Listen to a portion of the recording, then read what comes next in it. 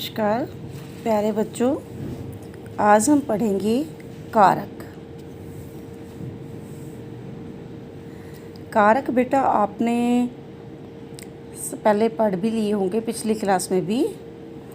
संज्ञा या सर्वनाम के जिस रूप से उसका संबंध वाक्य की क्रिया से जाना जाए उसे कारक कहते हैं। कहने का तात्पर्य है कि संज्ञा और सर्वनाम के जिस रूप से क्रिया का संबंध हो वाक्य में, उसके लिए जो चिन्ह लगाए जाते हैं उसे कहते हैं कारक। कारक को प्रकट करने के लिए जिन चिन्हों का प्रयोग किया जाता है उसे कारक की विभक्ति या प्रसर्ग कहते हैं। जैसे आप एग्जाम्पल के माध्यम से देखिए, बालक ने खाना खाया। अब बालक क्या है? संज्ञा। खाना खाया क्रिया। क्रिया का और संज्ञा का आपस में संबंध बनाया किसने? कारक के इस चिन्ह ने। ठीक है। शिक्षक बालक को पढ़ा रहे हैं। शिक्षक क्या है? बालक। बालक क्या है? संज्ञा। शिक्षक क्या है? संज्ञा। और कर्म कर रहे हैं, पढ़ा रहे हैं। लेकिन को जो चिन्ह है, विभक्ति है, उसके माध्यम से हमने संज्ञा और क्रिया को जोड़ दिया। मजदूर हथौड़े से पत्थर तोड़ रहा है। मजदूर संज्ञा है, हथौड़ा उसका कर्म है, माध्यम है, और से हमने उसको कारक का चिन्ह लगाकर उसको जोड़ दिया। समझ में आ गई? तो कहने का तात्पर्य है कि सर्वनाम या संज्ञा के जिस रूप से उसका संबंध वाक्य में क्रिया के साथ जाना जाए, कि क्रिया का संबंध संज्ञा और सर्वनाम के किस रूप से है, उसको दर्शाने के लिए जिन चिन्हों का प्रयोग होता है उसे कहते हैं कारक। समझ में आ गई? अब देखिए कारक के भेद। कर्ता कारक, कर्म कारक, करण कारक, संप्रदान कारक, अपादान कारक, संबंध कारक, अधिकरण कारक और संबोधन कारक। कर्ता कारक ने की विभक्ति प्रसर्ग, जो मैंने अभी आपको बताया था, जो चिन्ह होते हैं उसे विभक्ति या चिन्ह प्रसर्ग कहते हैं। तो इसमें ने, कर्म कारक का को, करण कारक का से, संप्रदान कारक का को या के लिए, अपादान से या अलग होने का भाव, किसी भी एक चीज़ का दूसरी चीज़ से अलग होने का भाव, संबंध का के की रा रे री, अधिकरण कारक में पर, और संबोधन है ए और अरे। क्लियर है ये आपको? अब हम करते हैं इसके परिभाषाएं। देखिए बच्चों, कुछ यहाँ आपने देखा कि कारक के 8 भेद हैं, लेकिन 6 भेदों के बाद जो आपका अधिकरण कारक और संबोधन कारक है, ये 2 कारक ऐसे भी माने जाते हैं कि कुछ विद्वान जो हैं इसके बारे में मतभेद है उनका, इन दोनों कारक के बारे में, क्योंकि इनका संज्ञा और सर्वनाम से सीधा संबंध नहीं होता, इसलिए कुछ विद्वान जो हैं वो इनको कारक का भेद नहीं मानते। एक बात मैं आपको यहाँ और भी बताना चाहती हूँ प्यारे बच्चों, कि संज्ञा और सर्वनाम से पहले कारक कभी भी नहीं आता है, उसके संज्ञा और सर्वनाम के बाद में कारक आता है। ठीक है, समझ में आ गई? तो वैसे तो आमतौर पर व्याकरण की दृष्टि से कारक के 8 ही भेद हैं, लेकिन कुछ विद्वानों के इसमें दोनों के लिए मतभेद हैं। अब देखिए आगे आपका सबसे पहला है कर्ता कारक। कर्ता का अर्थ होता है काम करने वाला। जो काम किसी भी क्रिया को करने वाला होता है वो कर्ता होता है। संज्ञा या सर्वनाम के जिस रूप से क्रिया करने वाले का बोध हो, संज्ञा या सर्वनाम के जिस रूप से क्रिया कौन कर रहा है इसका पता चले, उसे कर्ता कहते हैं। जैसे देखिए, बालक ने पाठ पढ़ा। अब क्रिया क्या है? पढ़ना, पढ़ा। तो कौन पढ़ रहा है इसको? बालक। तो बालक क्या हुआ यहाँ? कर्ता। और ने लगाकर, इसका चिन्ह लगाकर, हमने कारक की विभक्ति लगाकर हमने इस वाक्य को पूर्ण कर लिया। बन गया बालक ने पाठ पढ़ा। दूसरा देखिए, दादाजी ने खाना खाया। दादाजी क्या है यहाँ? संज्ञा। और खाना खाया क्रिया।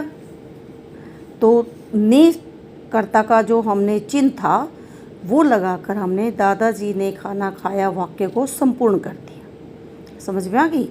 काम दादाजी कर रहे हैं। क्या कर रहे हैं काम? खाना खाने का। तो यहाँ कर्ता कौन है? दादाजी। और ने क्या है, कारक की विभक्ति या कारक का चिन्ह या कारक का प्रसर्ग। समझ में आ गई। दूसरा देखिए, कर्म कारक। संज्ञा या सर्वनाम द्वारा की गई क्रिया का फल या प्रभाव जिस पर पड़ता है उसे कर्म कारक कहते हैं। कहने का तात्पर्य है कि संज्ञा या सर्वनाम में के द्वारा जो भी क्रिया की जाती है उसका फल जिस पर पड़ता है। जैसे देखिए, माँ ने बालक को सुलाया। कर्म किसने किया? माँ ने। लेकिन कौन सा कर्म किया? बालक को सुलाया। तो क्रिया कौन सी हुई? कारक कौन सा हुआ? बालक को। गुरुजी ने छात्रों को पढ़ाया। गुरुजी ने, किसने पढ़ा? कर्ता कौन है यहाँ? गुरुजी। कौन सा कर्म कर रहा है? छात्रों को पढ़ाने का। तो यहाँ कर्म कारक कौन सा हुआ? छात्रों को। कर्ता ये है, कर्म ये है, क्रिया ये है। यहाँ कर्ता, कर्म और क्रिया। समझ में आ गई। अब देखिए, कर्ण कारक। कर्ण कारक जिसकी सहायता से कोई कार्य हो वह संज्ञा या सर्वनाम शब्द कर्ण कारक कहता है। कहने का तात्पर्य है कि जिस भी कार्य को संज्ञा सर्वनाम शब्द से जिस भी कार्य को पूर्ण किया जाता है उसे कहते हैं कर्ण कारक। जैसे देखिए, लड़के ने मुरली से धुन बजाई। अब लड़का क्या है? संज्ञा। माध्यम क्या है? मुरली से। सहायता किसकी ली जा रही है? मुरली से। और धुन बजा रही है, ये धुन बजाना क्रिया है, उसका कर्म है, कर्म धुन बजाना। ठीक है, तो इसको हमने मुरली से क्या है? कारक चिन्ह, कर्ण कारक का से। तो हमने इसको से के द्वारा सहायता, मुरली के द्वारा सहायता कर के द्वारा धुन बजाई जा रही है, इस कारक को कहते हैं कर्ण कारक। बढ़ई ने आरी से लकड़ी काटे। अब बढ़ई कौन है? कर्ता। कर्म क्या कर रहा है? काटने का। क्रिया कर रहा है काटने की, और कर्म क्या है? उसको लकड़ी को काटना। लेकिन किसकी सहायता से? आरी से। तो आरी से ये क्या होगा? कर्ण कारक। आगे देखिए, संप्रदान कारक। संप्रदान का शाब्दिक अर्थ होता है देना, किसी भी चीज़ को देना। जिसके लिए कोई कार्य किया जाए या कुछ दिया जाए वह संज्ञा या सर्वनाम पद संप्रदान कारक कहते हैं। कहने का तात्पर्य है कि जिसके लिए कोई कार्य किया जाए या किसी को कुछ दिया जाए, देना, और इसका विभक्ति चिन्ह है के लिए, को। जैसे मधुर दादाजी के लिए फल लाया। इसको दे रहा है, देना है इसमें, तो दादाजी को दे रहा है मधुर, तो के लिए इसका कारक चिन्ह है। माँ ने गाय को चारा दिया। यहाँ भी देना है, तो माँ करता है, चारा दिया देना क्रिया है, और कर्म है चारा कर देना, और गाय को ये है संप्रदान कारक को। अब हमारा है अपादान कारक। संज्ञा के जिस रूप से एक वस्तु दूसरे वस्तु से अलग होने का भाव या अलग होने की तुलना की जा करने का भाव प्रकट होता है। कहने का मतलब है कि एक वस्तु दूसरी वस्तु से जो अलग होती है, अलग होने का भाव होता है, उसे कहते हैं अपादान कारक। अपादान कारक का जो चिन्ह है वो है से या अलग होने का भाव। जैसे देखिए, लता से फूल झड़ गए। लता से अलग हो गए फूल। चिड़िया पेड़ से उड़ गई। चिड़िया पेड़ से अलग हो रही है, तो से अलग होना भाव दर्शा रहा है। ठीक इसी प्रकार देखिए, संप्रदान के बाद है संबंध कारक।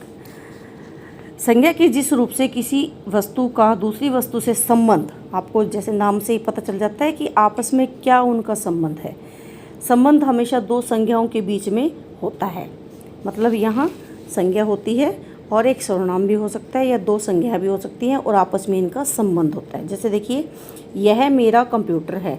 मैंने आपको बताया था कि कभी भी कारक जो है वो संज्ञा सर्वनाम से पहले नहीं आता है, हमेशा संज्ञा सर्वनाम बाद पहले आते हैं, उसके बाद कारक चिन्ह लगता है।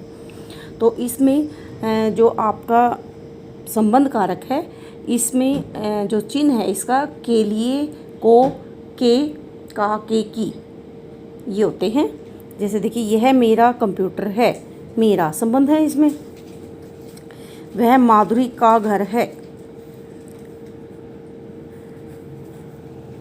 देखिए, वह माधुरी का घर है, तो का इसमें संबंध है, वह माधुरी का, माधुरी के साथ घर का संबंध है, तो इसलिए माधुरी का। अधिकरण कारक, अधिकरण कारक में देखिए संज्ञा या सर्वनाम के जिस रूप से क्रिया के आधार या उसके होने के समय का बोध हो, क्लियर है, समय का पता चले, उसे कहते हैं अधिकरण कारक। यानी क्रिया का जो स्थान है, कहाँ हो रही है, उसका आधार क्या है, और इसका चिन्ह होता है में और पर। जैसे देखिए बच्चे कक्षा में बैठे हैं, में स्थान का पता चल रहा है यहाँ कि क्रिया कहाँ हो रही है, कक्षा में, ठीक है। घोड़े पर कोआ आ बैठा, कहाँ आया है, घड़े पर, तो स्थान का पता चल रहा है, तो यहाँ अधिकरण अपादान कारक है, अधिकरण कारक है। अब है संबोधन। संबोधन में किसी भी शब्द के जिस रूप से किसी को बुलाने या पुकारने का भाव प्रकट हो, उसे संबोधन कारक कहते हैं। जैसे अरे अंकित इधर आओ, हे ईश्वर आपकी सबकी रक्षा करो। समझ में आ गई। अब आपको ये कारक के 8 भेद मैंने करवा दिए हैं, आप ध्यान से देखना। संज्ञा या सर्वनाम की क्रिया के साथ उसकी क्या भूमिका होती है, उसके संबंध को जोड़ने के लिए जिन चिन्हों का प्रयोग किया जाता है उसे कारक कहते हैं। कारक के 8 भेद होते हैं। कर्ता, जिसमें क्रिया को करने वाला होता है और इसका विभक्ति चिन्ह ने या होता है। और कर्म, जिस पर क्रिया का प्रभाव पड़े या फल पड़े और इसका चिन्ह होता है को। कर्ण कारक, जिसमें जिस साधन से क्रिया की जाती है, जिस माध्यम से, जिसकी सहायता से या के द्वारा या के साथ इसका प्रसर्ग या विभक्ति चिन्ह होता है। संप्रदान कारक, जिसके लिए क्रिया की गई हो उसे कहते हैं संप्रदान कारक। और अपादान कारक, जिसमें अलग होने का भाव प्रकट होता है, से या अलग होने का भाव। अधिकरण कारक, जिसमें क्रिया करने का स्थान या आधार पता चले, जैसे हमने यहाँ पढ़ा था ना स्थान का, ये तो इसमें में या पर इसका विभक्ति चिन्ह है। संबंध और संबोधन, ये 2 कारक ऐसे हैं जिन पर विद्वानों के मतभेद हैं और उनका ये मानना होता है कि इसका संबंध क्रिया के साथ सीधा नहीं होता है, तो इसलिए इसका विद्वान जो हैं वो इसको कारक नहीं मानते। लेकिन संबंध कारक क्रिया के अतिरिक्त किसी अन्य पद के साथ उसका संबंध होता है और का, के, की, रा, रे, री इसका प्रसर्ग चिन्ह होता है। संबोधन, जिसमें संज्ञा को पुकारा जाए, अरे, ओ इत्यादि। समझ में आ गई। तो ये ध्यान से पढ़ना और उसके बाद फिर हम आगे करेंगे। धन्यवाद।